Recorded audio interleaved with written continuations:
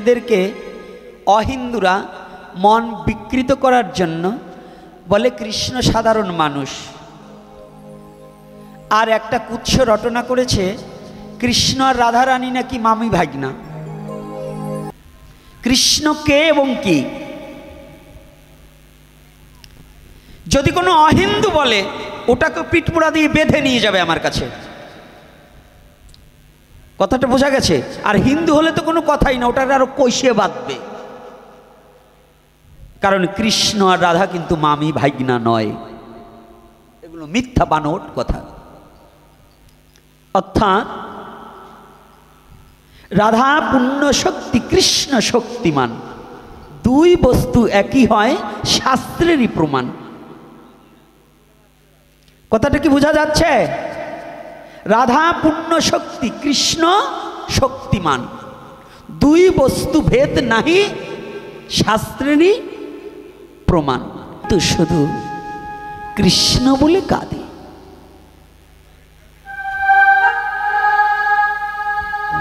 কৃষ্ণ বলে কাঁদছে সুদামা।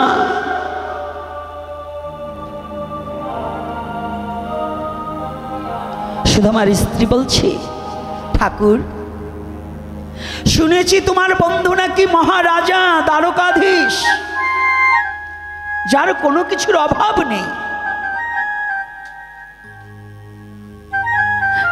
তুমি যদি তার কাছে গিয়ে কিছু চাইতে অবশ্যই তোমাকে কিছু দিত।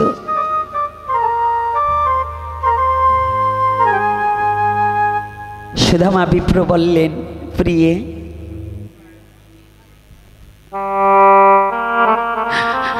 আমি কৃষ্ণের কাছে কোনোদিন কিছু চাইব না, কোনোদিন কিছু চাইব না। আর এখন কি কৃষ্ণের আমার কথা মনে হয়ে আছে? কারণ আমি তো এখন দরিদ্র ব্রাহ্মণ।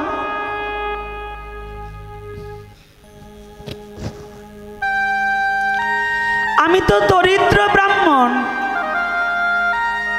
আর সে মহারাজা, রাজা হয়ে কি কোনো ভিখারির সাথে বন্ধুত্ব হয়? আমাদের সমাজে যত ধনাঢ্য ব্যক্তি দেখবেন, এরা অনেকেই আছে, শতকরা 99% ধনাঢ্য ব্যক্তি গরিব মানুষকে মানুষ বলেই গণ্য করে না। আমাদের সমাজে কোনো ভিখারিকে, বর্তমান সিচুয়েশনে বলছি, বর্তমান প্রেক্ষাপটে কোনো ধনাঢ্য ব্যক্তি গরিবের সাথে সম্পর্কই রাখতে চায় না।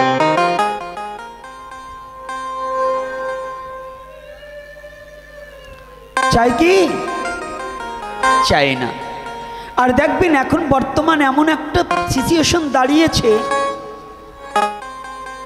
গরিব মানুষকে মানুষ বলেই গণ্য করে না। যারা একটু দারিদ্রতায় আছে তাদেরকে মানুষ বলেই গণ্য করছে না। যাদের একটু অর্থবিত্ত হয়েছে তারা এমন ছেলেপেলে হয়েছে, ছেলেপেলে শিক্ষিত হলে পরে নিজের বাবাকেই এখন পরিচয় দিতে লজ্জা পায়। এরকম কুলাঙ্গার আছে না? সমাজে গিয়ে বাবাকেই পরিচয় দিতে কষ্ট হয়ে যায়।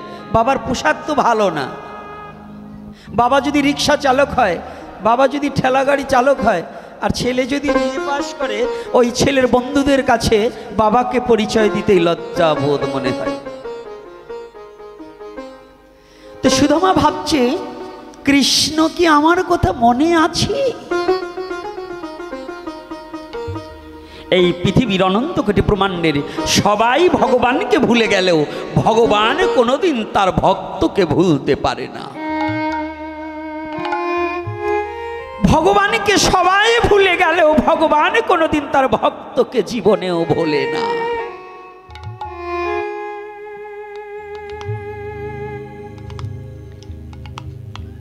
সুদামা বিপ্রের স্ত্রী বলছে, তুমি একটিবার চাও না?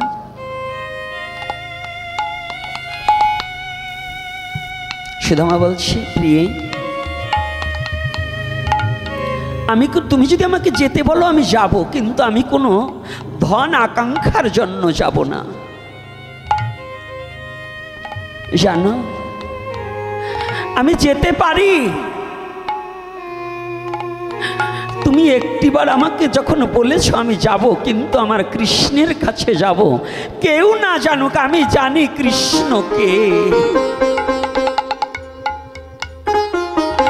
তুমি হয়তো কৃষ্ণকে জানো না, চেনো না কৃষ্ণকে। কৃষ্ণ কি সেদিন আমি চিনেছিলাম, যেদিন সমস্ত রাখাল খেলা করতে গিয়ে কালীদহের বিষ পানে আমরা সমস্ত রাখাল প্রাণ হারিয়েছিলাম। সেদিন হতে জেনেছিলাম কৃষ্ণকে।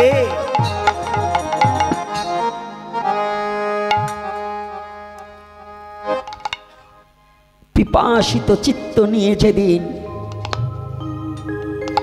কালীদহের বিষ পান করে রাখালগণ সকলে যখন প্রাণ বিসর্জন করেছিলাম,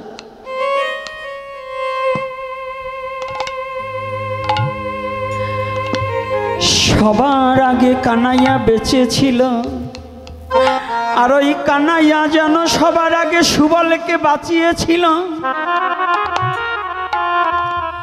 সুবলের পরে আমি শ্রীদাম, সুধামা, আমাকেও সে প্রাণে রক্ষা করেছিল। কি যেন কি মন্ত্র পড়ে ফুদিল কর্ণ কুহরে, আমরা আবার যেন সবাই ঘুম থেকে জেগে উঠে বসিলাম। কৃষ্ণ রাধে কৃষ্ণ কৃষ্ণ কৃষ্ণ কৃষ্ণ কৃষ্ণ।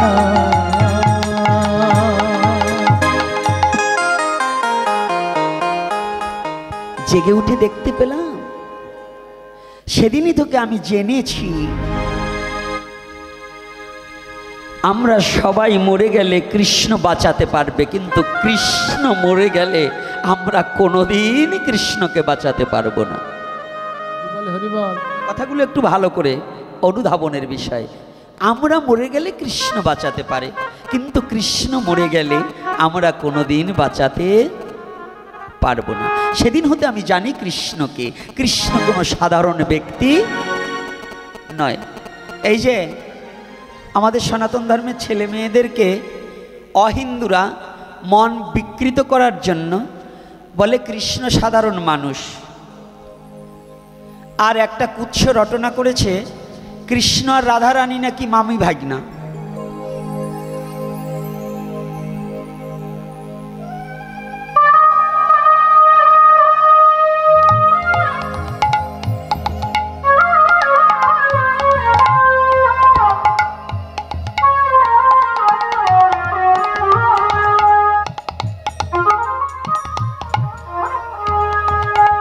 যে সমস্ত দুরাচাররা সম্বন্ধ স্থাপন করতে জানে না আর কৃষ্ণ সম্বন্ধে জানে না, এই একদিনের এতটুকু আলোচনায় এগুলো বলতে পারবো না। কিন্তু তোমাদের বলছি, এরপরে আমার নাম্বারটা বলে দেব, যারা বলবে তাকে ধরে নিয়ে আমার সামনাসামনি গিয়ে আলোচনা করতে হবে। কৃষ্ণ কে এবং কি? যদি কোনো অহিন্দু বলে, ওটাকে পিঠমোড়া দিয়ে বেঁধে নিয়ে যাবে আমার কাছে। কথাটা বোঝা গেছে? আর হিন্দু হলে তো কোনো কথাই না, ওটাকে আরো কষিয়ে বাঁধবে। কারণ কৃষ্ণ আর রাধা কিন্তু মামি ভাগনা নয়, এগুলো মিথ্যা বানোট কথা। অর্থাৎ রাধা পুণ্য শক্তি, কৃষ্ণ শক্তিমান, দুই বস্তু একই হয় শাস্ত্রেরই প্রমাণ। কথাটা কি বোঝা যাচ্ছে? রাধা পুণ্য শক্তি, কৃষ্ণ শক্তিমান, দুই বস্তু ভেদ নাহি, শাস্ত্রেরই প্রমাণ। তাহলে দু বস্তু কিন্তু আলাদা বিষয় নয়। এখন বলবেন একটু তত্ত্বের ঘরে ডুবুন, যে ছেলে মেয়ে একই হয় কি করে? হ্যাঁ, মেয়ের মধ্যে ছেলে আছে, ছেলের মধ্যে মেয়ে আছে। যদি না থাকে তাহলে একটা নারীর গর্ভে ছেলে মেয়ে দুটো সন্তান জন্ম হতো না, খালি মেয়ের গর্ভে মেয়েই হতো। ছেলের মধ্যেও মেয়ে আছে, মেয়ের মধ্যেও ছেলে আছে। কি করে হয়? মা হচ্ছে জমি, বীজ হচ্ছে কে? বাবা। তাহলে বাবার মধ্যে যদি মেয়ে না হতো, বাবার বীজ বপন করলে মেয়ে সন্তান হয় কি করে? তাহলে বাবার মধ্যেও মেয়ে আছে। বুঝি না তাই খুঁজি না, আর খুঁজি না তাই বুঝি না, বুঝলে খুঁজতাম, খুঁজলে কিছু বুঝতাম। সনাতন ধর্ম বুঝতে হলে ফ্যান খাওয়া ব্রেনে সনাতন ধর্ম বোঝা যাবে না। সনাতন ধর্ম বুঝতে হলে সাধনার প্রয়োজন আছে। সনাতন ধর্ম বুঝতে হলে তত্ত্বজ্ঞ হতে হবে। শুধু 4 কলম লেখাপড়ি শিখে 13 খান বই পড়ে কোনোদিন সনাতন ধর্ম বোঝা যাবে না। সনাতন ধর্ম হচ্ছে সাধনার ধর্ম, সনাতন ধর্ম হচ্ছে কৃপার ধর্ম, সনাতন ধর্ম হচ্ছে দয়ার ধর্ম। এটাকে ওই সাধারণ জ্ঞান দিয়ে সনাতন ধর্ম মাপা যাবে না।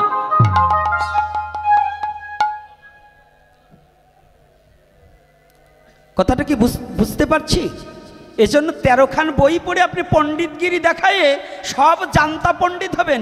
সনাতন ধর্ম বুঝতে পণ্ডিতের প্রয়োজন হয় না, সনাতন ধর্ম বুঝতে সাধকের প্রয়োজন। পণ্ডিত কোনোদিন সনাতন ধর্ম বুঝতে পারে না, সাধক না হওয়া অবধি। সাধক ভিন্ন, সনাতন ধর্ম বুঝতে পারবে না। সাধককে বাহ্যিক জগতের স্বাদকে পরিবর্জন করিয়া একমাত্র কৃষ্ণ কমলাক্ষীকে ভালোবাসার নিমিত্তে যেজন দেহমন জীবন জৈবন সুপে দিয়েছে, সেজন সাধক হয়েছে। ছোট কথার মধ্য দিয়ে বলছি। আলোচনায় একদিনে প্রশ্ন করলে প্রশ্ন দুটো এসে দাঁড়িয়েছে, আবার আলোচনা ভারী জন্য 2টো অবধি করবো, এর উপরে তো পারবো না। আপনাদের ক্ষুধা লাগলে উঠে হাঁটা দেবেন।